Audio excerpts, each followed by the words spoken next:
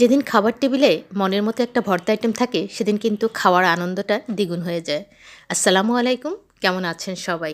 আজকে খুব মজার দুটি রেসিপি শেয়ার করব। তার মধ্যে থাকবে একটি মজার এবং ইউনিক একটি ভর্তা আইটেম, যেটা আমি আগে কখনো করিনি, ফার্স্ট টাইম করেছি, বাট অনেক মজা লেগেছিল। যাই হোক, বাজার থেকে কিছু গ্রোসারি আইটেম নিয়ে এনেছিলাম, তো সেগুলো আমি একটু গুছিয়ে নিচ্ছি। সকালবেলা নাস্তাটা শেষ করেই চলে গিয়েছিলাম বাজারে। টুকটাক বাজার ছিল, সেগুলো আইটেমগুলো কিনে নিয়েছিলাম। আর যেহেতু একা হাতের কাজ, বাজার করা, গোছানো সব কিছুই আমার নিজেকেই করতে হয়। তো ওইদিকে সব বাজারগুলো আমি গুছিয়ে নিয়েছি।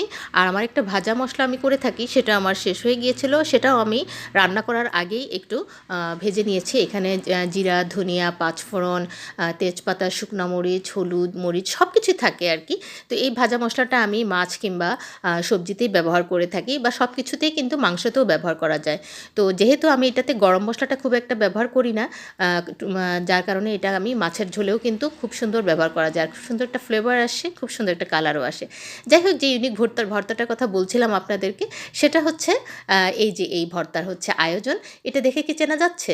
ইয়েস, এটা হচ্ছে ফুলকপির ডাঁটা। ফুলকপির যে কচি ডাঁটাগুলো, সেগুলো আমি নিয়ে নিয়েছি। এই ডাঁটাগুলো দিয়ে আমি আগে কখনো ভর্তা খাইনি, তবে আমি আগে ভাজি খেয়েছি, যেটা একটু কচকচ করে ভাজিটা।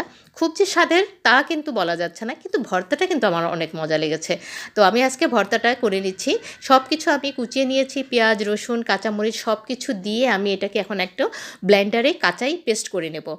এই কাঁচা পেস্টটাই কিন্তু দেখুন কি সুন্দর হয়েছে, আর কালারটা কিন্তু মাশাআল্লাহ অনেক সুন্দর লাগছে দেখতে। তো এখন আমি এটাকে করব কি, শুধুমাত্র সাদা তেলের উপর ভেজে নেব। এখানে যেহেতু সব ধরনের মশলাগুলো দেয়াই আছে, শুধুমাত্র তেলের উপরে একটু ভেজে নিলেই কিন্তু হয়ে যাচ্ছে। তো আমি সরিষার তেল ব্যবহার করেছি, আর সামান্য একটু হলুদ ব্যবহার করেছি, যাতে সুন্দর একটা কালার আসে। তো এই কালারটা আসলে কিন্তু এত সুন্দর লাগছিল আমার কাছে, কি বলবো। আর খাওয়ার পরও দেখলাম যে বেশ ভালো লাগছে, বেশ ঝাল একটা ভর্তা হয়েছিল। তো নামানোর আগে আমি একটু ধনিয়া পাতা দিয়ে দিয়েছি। এই যে হচ্ছে আমার ভর্তার ফাইনাল লুক। মাশাআল্লাহ অনেক মজা লেগেছিল ভর্তাটা, যেটা আমি ভাজি খেয়ে এতটা স্বাদ পাইনি, কিন্তু এই ভর্তাতে অনেক স্বাদ পেয়েছিলাম। যাই হোক, আশা করছি আমার এই ভর্তার রেসিপিটা আপনারা যারা এখনও ট্রাই করেননি, তারা অবশ্যই ট্রাই করে দেখবেন। আর এদিকে পাশের চুলায় আমি রান্না বসিয়েছিলাম হচ্ছে ছোটো মাছ বলতে ট্যাংরা মাছ। শীতকালের এই মাছগুলো কিন্তু বেশ স্বাদ হয়ে থাকে, অন্যরকম একটা স্বাদ থাকে, একটা তেলতেলে ভাব থাকে। তো আমি এখানে খুব সুন্দরভাবে মশলাটা কষিয়ে নিয়েছি, একটা টমেটোও কেটে দিয়ে দিয়েছি, আর এই যে খুব ভালোভাবে ধুয়ে রাখা ট্যাংরা মাছগুলো দিয়ে দিচ্ছি। ট্যাংরা মাছগুলোতে কিন্তু একটু চর্বিও হয়ে গিয়েছিল, বেশ সুন্দর তেলে ছিল ট্যাংরা মাছগুলো। তো খুব সুন্দরভাবে কষিয়ে নিচ্ছি, হালকা হাতে নেড়ে দিতে হবে, কারণ নরম মাছ ভেঙে যেতে পারে। তো এই যে এখন আমি একটু ঝোল দিয়ে দিচ্ছি। আর এই ট্যাংরা মাছ ভুনাটা যে কী সুন্দর লেগেছিল খেতে, আর দেখতেও কিন্তু মাশাআল্লাহ অনেক লোভনীয় লাগছে, কালারটাও সেই এসেছিল। টমেটো দিলে কিন্তু এমনিতেই তরকারি কালারগুলো খুব সুন্দর আসে। তো যাই হোক, আমার রান্নাটা কিন্তু প্রায় কমপ্লিট হয়ে গিয়েছে। মাছের পাতলা ঝোলটা আমার অনেক পছন্দের, বিশেষ করে ছোট মাছের।